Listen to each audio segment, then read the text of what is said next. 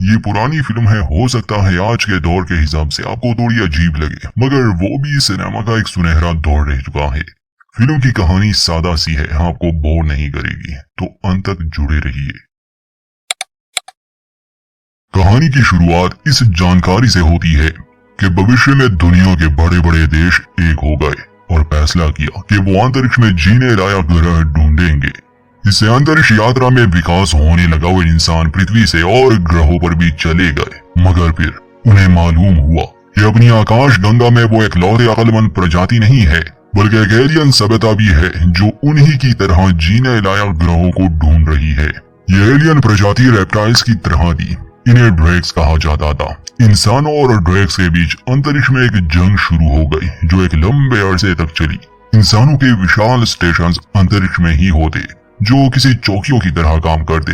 ऐसे ही एक स्टेशन पर ड्रैक्स का हमला होता है। उनसे लड़ने के लिए कुछ सैनिक अपने जंगी जहाजों में बैठकर उनका मुकाबला करते हैं। इन्हीं में से एक कहानी का मुखिया किरदार है जिसका नाम है डेविड। डेविड उनके एक यान को नष्ट कर देता है, मगर उनकी टेक्नोलॉजी भी कोई कम नहीं थी। वो भी इनके एक यान को नष्ट करने में सफल रहे। गुस्से में आकर डेविड उनका पीछा करता है और ये दोनों काफी दूर निकल आते हैं। उस एलियन यान को शूट तो कर देता है, मगर जल्दबाजी में वो एक नामालूम ग्रह के गुरुत्वाकर्षण में फंस चुका था।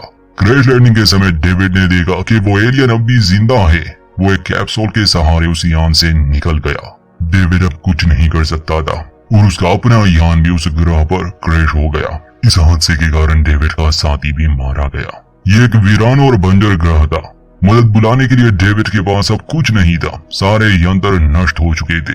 वो इधर उधर भटकता रहा। फिर उसे दिखा ड्रैक के जहाज का मलबा, जिससे डेविड समझ गया कि ड्रैक अब भी जिंदा है और वो पास में ही होगा।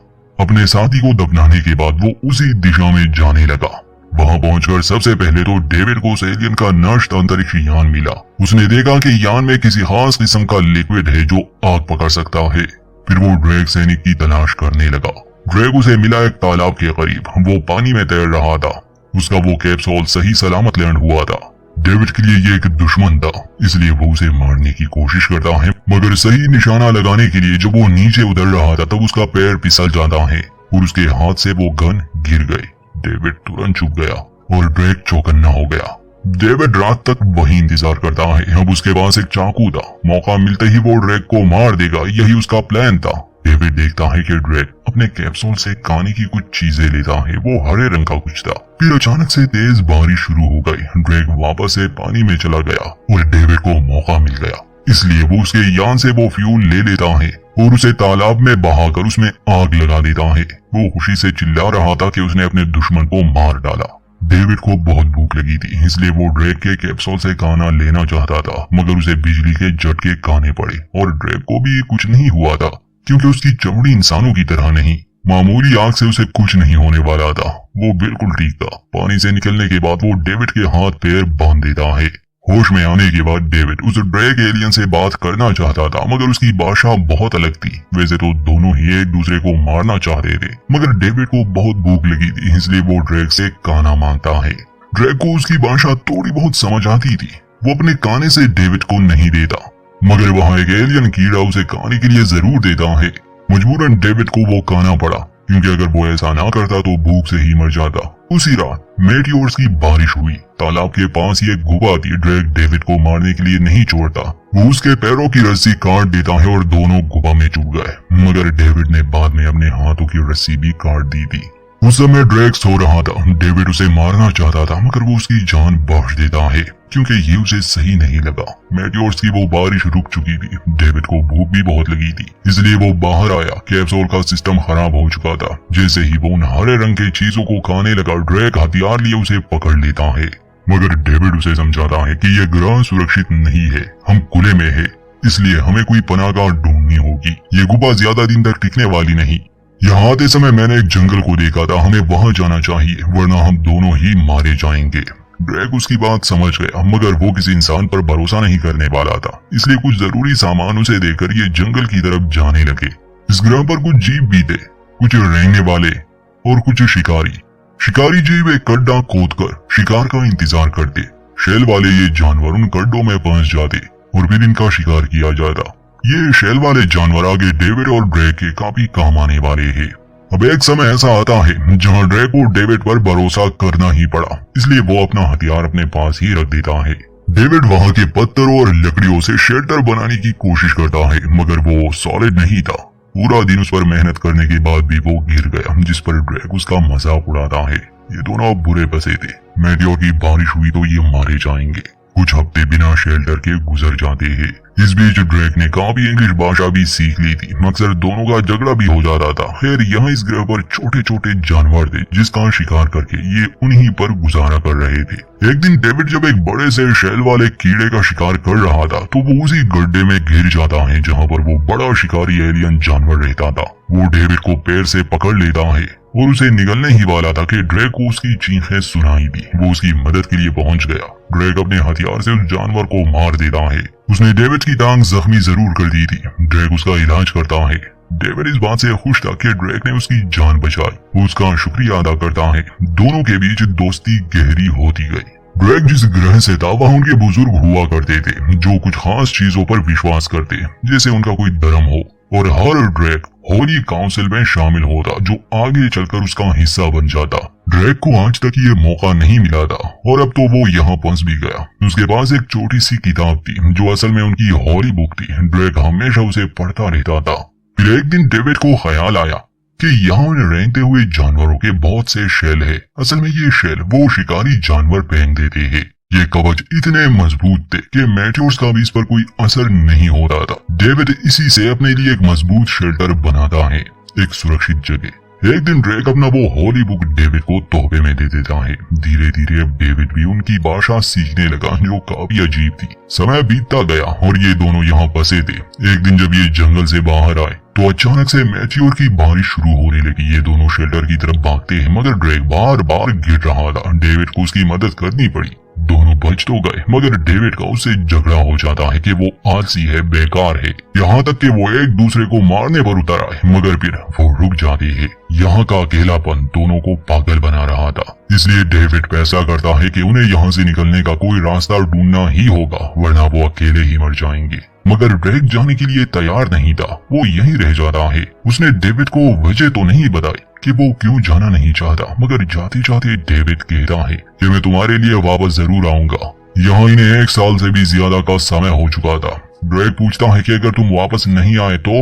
इस पर डेविड कहता है कि फिर समझ जाना कि मैं मर गया हूँ अकेला। डेविड कई दिनों तक सफर करता है, यहाँ तक इस ग्रह का मौसम भी बदल गया। सर्दियाँ शुरू हो गई। फिर एक दिन जब वो घाटी से गुजर रहा था तो उसे वहाँ इंसानों का कुछ सामान मिला जिसे देखकर वो बहुत खुश था कि यहाँ जरूर आसपास इंसान होंगे जो उन्हें बचा लेंगे। मगर फिर उसे मिली एक ड्रेक एलियन की खोपड़ी। असलियत ये थी कि यहाँ इस ग्रह पर इंसान तो थे मगर वो स्कैवेंजर्स थे, मतलब वो यहाँ पर माइनिंग करते थे। किसी सरकार के साथ वो जुड़े नहीं थे और ड्रेक जैसी एलियन नस्ल को वो अपना गुलाम बनाकर उनसे काम लेते थे। डेविड एक इंसान था। ये लोग उसे तो बचा लेते मगर वो ड्रेक को अकेला नहीं छोड़ना चाहता था, इसलिए वो वापस आ गया। मगर उसने ड्रेक को सच नहीं बताया कि इस ग्रह पर असल में स्कैवेंजर्स है। ये जानकर डेविड को बहुत हैरानी हुई कि असल में ड्रेक प्रेग्नेंट है। वो इसलिए क्योंकि ये एलियन प्रजाति मेल और फीमेल दोनों ही होते हैं। समय आने पर ये खुद से ही प्रेग्नेंट हो जाते हैं और अपने जैसे एक बच्चे को जन्म देते हैं। डेविड खुश था उसके लिए, मगर ये जानकर उसे दुख भी हुआ कि बच्चे को जन्म देते ही ड्रेक मर जाएगा। यही वजह थी कि वो डेविड के साथ यहाँ से नहीं गया। अगले कुछ दिनों के लिए ड्रेक अपने बच्चे के लिए कुछ कपड़े बनाता है और फिर एक रात उनके शेल्टर की जमीन में वो एलियन कीड़ा बाहर निकल आया। दोनों सो रहे थे। वो एलियन ड्रेक की गर्दन दबोच लेता है मगर डेविड ने उसकी जान बचाई। वो उस एलियन कीड़े के मुंह में आग फेंक देता है जिससे वो दर्द से तड़पने लगा। वो आकार में बहुत बड़ा था इसलिए इनका वो शेल्टर नष्ट हो जाता है। अब ये दोनों किसी नए घर की तलाश में पहाड़ों की तरफ चले गए जहां ये गुफा में पनाह ले सके। अपने आखिरी समय में ड्रेक और डेविड बच्चे का नाम सोच लेते हैं। अगर बच्चा हुआ तो उसका नाम जेमस होगा। ड्रेक डेविड से कहता है कि अगर तुम कभी इस ग्रह से निकले तो जेमस को मेरे होम प्लेनेट पर जरूर ले जाना, क्योंकि जो मुझे ना मिल सका वो सब उसे जरूर मिले। इसके 2 दिन बाद ड्रेक बच्चे को जन्म देता है मगर खुद उसकी मौत हो गई, जिससे डेविड बहुत दुखी था। खैर वो उस बच्चे यानी जेमस का बहुत ख्याल रखता है, उसे पाल पोस कर बड़ा करता है। डेविड ने उससे कोई बात राज नहीं रखी। जेमस हमेशा अपने अलग होने पर सवाल उठाता जैसे डेविड की 5 उंगलियां थी और जेमस की 3। इस पर डेविड उसे समझाता है कि वो दोनों अलग अलग प्रजातियां हैं। ये दोनों गुफाओं में रहते थे।